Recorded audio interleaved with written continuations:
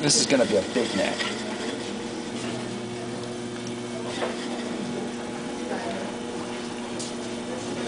Now, as I work, I may show you different ways of centering.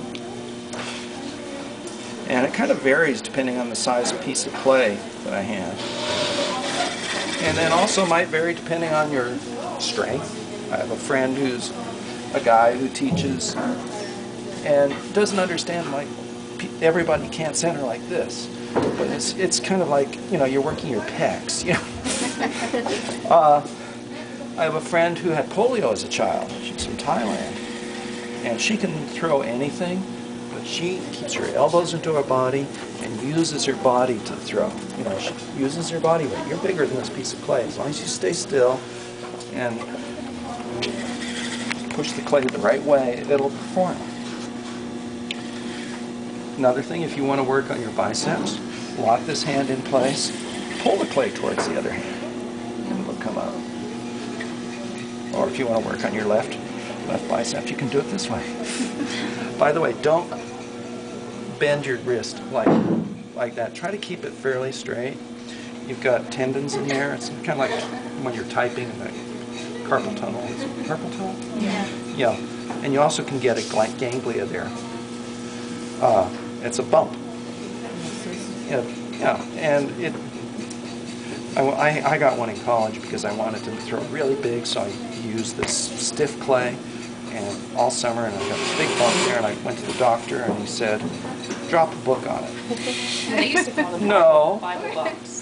Yeah, no, I didn't want to do that, so I just let it go down, and then basically if it hurts, stop doing it. So it's just a swelling that you feel? Yeah, it's a little liquid or something. It's a cyst in the tendon.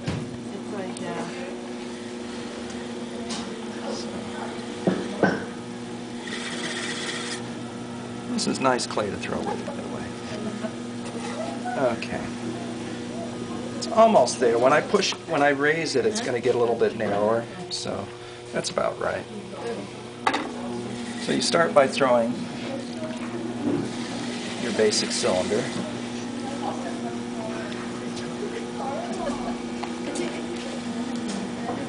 And what's different about this one, which you'll like, you go right down to the wheel head.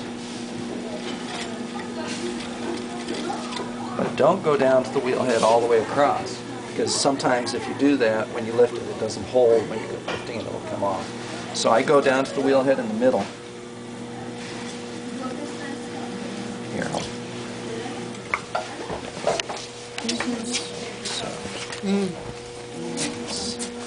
So there's still clay holding it to the wheel head. And then also another difference to the throwing a finished pot, I don't have to smooth that out. I can just leave it a mess down there.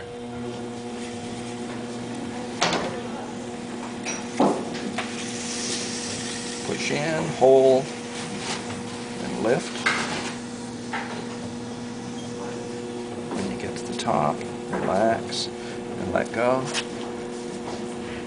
You may want to keep this a little bit thicker than the finished piece so you can pick it up and put it on the other piece. And when you straddle like that, these are not doing anything, right? No.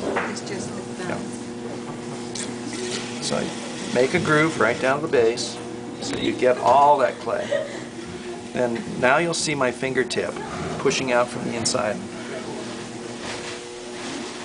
You see that bulge? That's from my fingertip, and it's above my outside hand. You see that?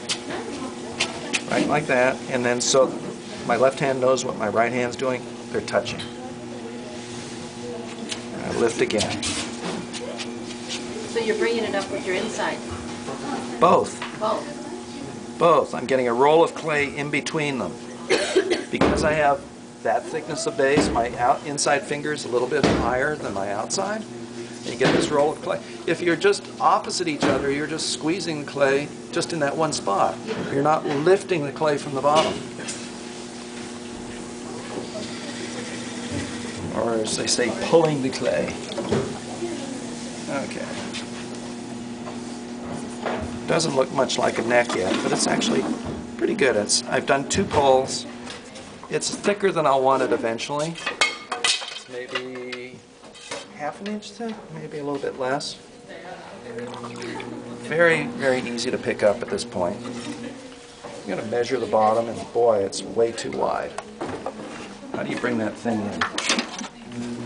I'll start by trimming some of it off. And this is also a good thing to do. It takes that slip off, so you'll be able to pick it up. Great tool. You can straighten things out. You can trim that bottom. It's following that contour of the shape, and it will take off that extra clay once it gets to it. So I'm holding it on the outside. It's also good because it's got this really strong handhold, so you can grab it.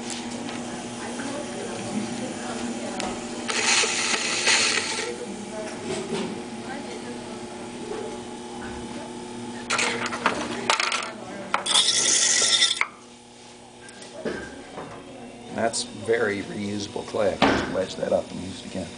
Good idea never to put your needle tool in the bucket unless your tetanus shots are up to date. Wow. I always stick it like that. Let's see where I am with this. Oh, I'm still too big. Well, you can either try pushing it in with this.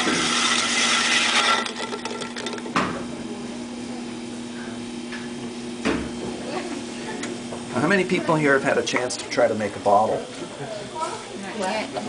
A bottle?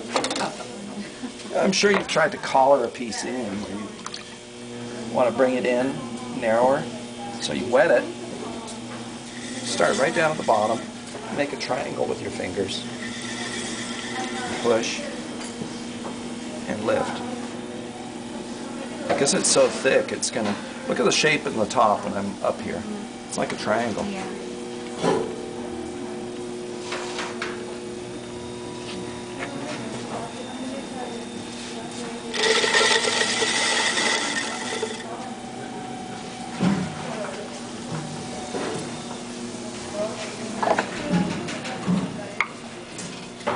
Oh yeah, that's about right.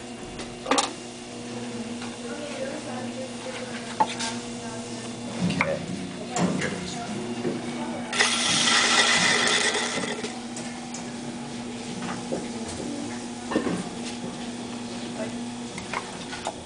Okay, before I take it off, you can do it two ways.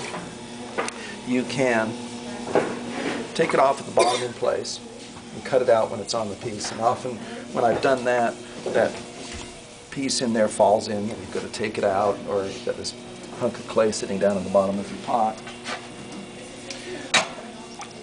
Or you can try to cut it out now. That's I found the easiest. So you just take the needle tool, put it along the bottom.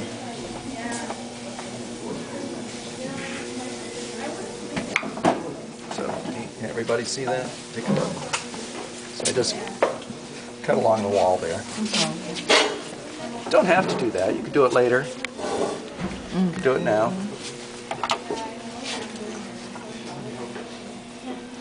I like cats a lot, but there are lots of ways to skin a cat. Here's one. My daughters would kill me if I said that. Like they're cats.